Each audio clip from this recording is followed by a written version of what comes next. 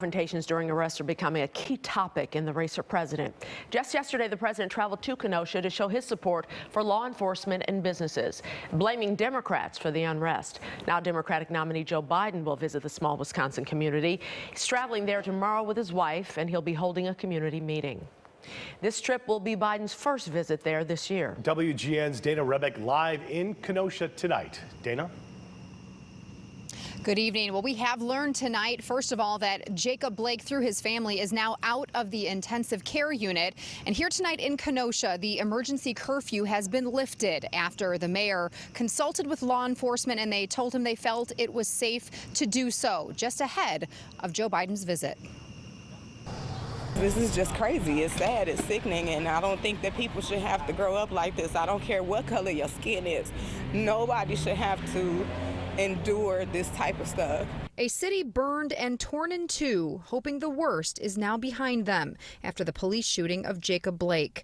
Mia Harris knows it will take time for her hometown of Kenosha to heal, but she's hopeful they can get there. With the politicians coming out, if they actually take the time to just go down there and speak to the people, speak to Jacob Blake's family, and I think that that will really make a huge difference. Trump's visit to Kenosha yesterday drew tension and pushback from state and local leaders and some in the community. The president toured an area of the city damaged by riots and met with law enforcement, but did not meet with Jacob Blake's family because he says he didn't want lawyers involved. There's been overwhelming requests that I do come because what we want to do is we got to heal. We got to put things together, bring people together. Tonight, the Biden campaign confirming the Democratic presidential nominee will meet with Blake's family in Kenosha Thursday, as well as community leaders and law enforcement. As you know, Joe Biden, he doesn't have a clue. We can't let it happen to our country. I think Joe Biden should have came out a long time ago and said something about the riots and stuff, which he didn't. It just seemed like he's been not doing anything. Just, as they say, talking from his basement.